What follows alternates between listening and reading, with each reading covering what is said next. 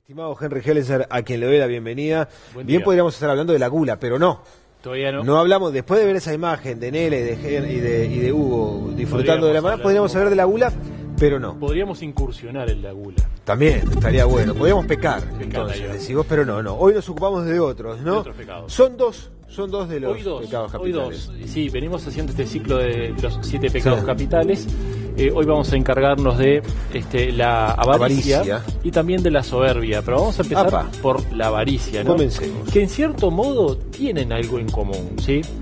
Recordemos el concepto de pecado capital que venimos trasladando a los televidentes, que tiene que ver con el concepto no solo religioso, sino también práctico, ¿no? ¿Cuáles son las implicancias? Y capital, insisto, como siempre digo, porque genera otro tipo de actitudes que son nocivas, que podrían denominarse también otro tipo de pecados, ¿no? La avaricia, ¿qué es la avaricia? La avaricia tiene una particularidad, que es uno de esos pecados que también conocido como codicia, ¿no? Sí.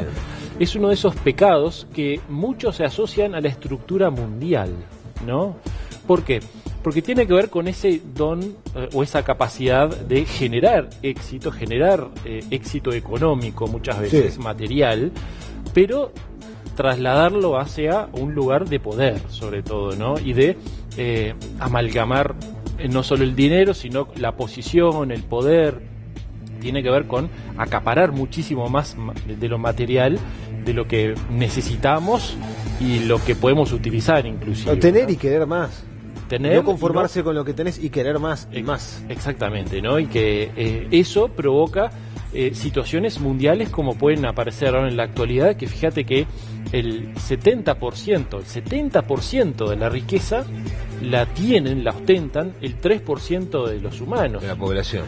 Y el 1% tiene el 40% de la riqueza, ¿no?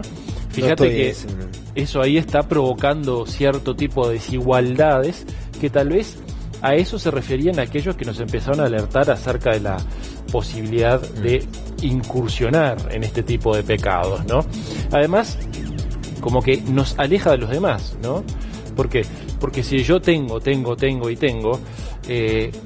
un momento que no me doy cuenta de la realidad que pueden estar viviendo otros. Sí, los que me rodean. Los que me rodean, que seguramente si yo tengo tanto, le estoy quitando justamente a aquellos otros que están necesitando. Y ni siquiera me doy cuenta. La tensión de tener distrae seguramente otras prioridades, ¿no? Sin duda. ¿Y trajiste testimonios? Tenemos el testimonio, sí, de Richard Carlin, que es geobiólogo, que nos da esta visión espiritual y también vibratoria de este tipo de pecados. A ver.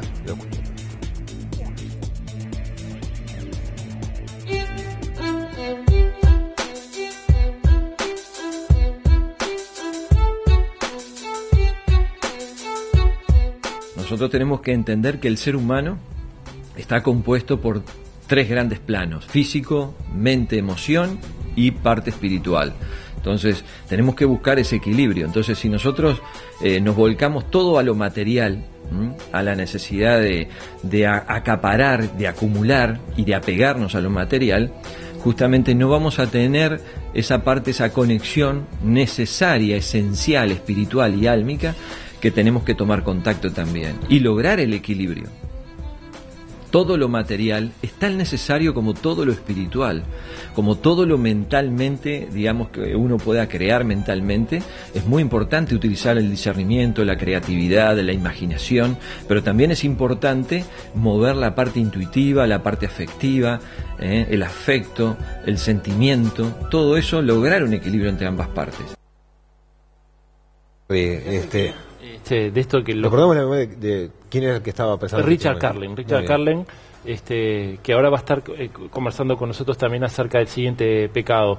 Y decía algo que también tiene tal vez relación, no se puede asociar con la relación psicológica, emocional que tiene todo esto, ¿no? ¿Qué nos lleva a ser tan avaros, a tener tanta codicia, ¿no? Muchas veces tiene que ver justamente con la inseguridad, pero sobre todo inseguridad hacia el futuro, ¿no? Desconfianza hacia adelante, ¿no? Que no tiene que ver con querer mejorar, no pasa por ahí. No pasa por ahí. No pasa por eso de querer superarse, no. Es una actitud ante la vida que me parece que no hace al ser humano feliz. No, sin duda, porque la desconfianza justamente implica, bueno, si yo no tengo esto y no voy a tener aquello y aquello, como que me alejo de esa tranquilidad interna de la cual puedo estar generando o realmente todos podemos llegar a obtener si atendemos justamente la parte espiritual, ¿no? Que nos mencionaba Richard Carlin. Cuando la desatendemos, nos desequilibramos hacia uno de los planos, ¿no? Claro. Cosa que sucede y parece bien transparente en esta avaricia, ¿no? Bueno, pasó la avaricia. Relacionado con la avaricia tal vez podemos a veces ver también la soberbia. ¿Por qué la soberbia? Aquellos que ostentan mucho, sobre todo a nivel material, también pueden caer en esta soberbia. La soberbia es aquella situación en la que uno se siente diferente al otro, ¿no? Pero diferente en el sentido de superioridad, ¿no? Sí. La altanería, ¿no? Eso que también nos vuelve a alejar de los demás. Y ese es el punto en común que queríamos mostrar hoy. Nosotros cuando incursionamos en esa soberbia, nos volvemos a alejar de los demás. ¿Por qué? Porque si yo me creo superior, seguramente los problemas, las situaciones, las cosas que yo puedo hacer con los demás, con las que puedo colaborar, no las voy a ver, no las voy a notar simplemente porque yo me creo en un plano superior.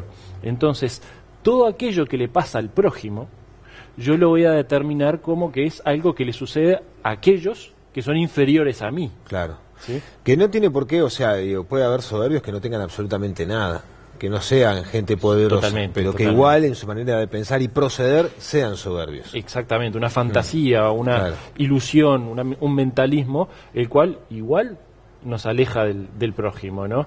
Que psicológicamente tal vez tenga muchísimo que ver con una patología inclusive, que es el narcisismo, sí, ¿no? Claro. En donde uno se nutre todo el tiempo de sus entornos simplemente para ser alabado, claro, para ser endiosado muchas veces, y empezamos a ser rehenes justamente de la crítica de los demás. Y ese es el gran problema también de la soberbia, ¿no? Que empezamos a ser, hay una frase que dice que el que depende del elogio es esclavo de la crítica, ¿no? Claro.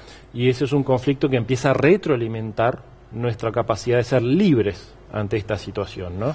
Y algo de eso justamente nos comentaba Richard Carlin, ¿no? Vamos a escucharlo.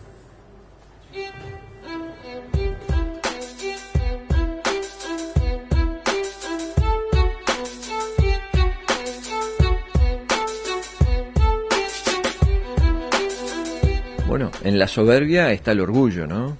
El orgullo y la soberbia son dos, vamos a decir, primos hermanos o hermanitos energéticos que mueven justamente algo que es nuestro ego. ¿Ah? Y nuestros egos, no hablar de un solo ego, sino de muchos egos que están dentro de nosotros, son movilizados por esa soberbia y ese orgullo. El ego se nutre de esa energía. Y esa energía, para sacar justamente el ego y la soberbia, para tratar de minimizar eso, volvemos a ese trabajo interior y meticuloso de quién soy yo, ¿eh? De quién soy yo realmente. Entonces, si yo me reconozco primeramente como un ser humano, con defectos y con virtudes, que eso es lo más importante para lograr superar la soberbia y el ego. O sea, tenemos que superar de que nosotros somos seres humanos que nos podemos equivocar a cada momento, que nadie, por más que tenga un diploma colgado, una maestría o varias maestrías y grados y todo lo demás, no lo hace, eso no lo va a afirmar una buena persona, ni va a ser el ser superado de todas las cosas. Por ejemplo, uno ve a veces que la soberbia nos embarga en los momentos en que nosotros pensamos que hemos logrado un nivel espiritual, de conciencia, de servicio por la comunidad, y sin embargo, son todas capas sutiles del propio ego que nos está disfrazando la verdad que en realidad somos. Entonces siempre hay que estar alerta frente a este pecado capital, que es esa soberbia, ese orgullo, y eso mueve toda esa energía emocional. Vos me preguntabas recién qué energía mueve dentro del ser humano. Es una energía emocional muy profunda. Fíjate que nosotros sin los egos no podemos manifestarnos frente a este micrófono, frente a la cámara. O sea, yo tengo que sacar parte de mis egos para expresarme y para salir adelante, y para que no me embargue, por ejemplo, la timidez, para que no me embargue una situación diferente. Es muy fácil distinguir a un soberbio. Nos damos cuenta cuando alguien tiene una actitud soberbia. Sí. A la hora de ser autocríticos y a veces decir, no, capaz que soy un poco soberbio, tuve una actitud soberbia, no nos damos cuenta. No nos damos cuenta, exactamente. Es más fácil verlo en el otro que en uno mismo, y ese es el gran peligro, justamente, de la soberbia. Y ambos casos, ambos pecados que tocamos hoy justamente, nos alejan de una ley natural, ¿no?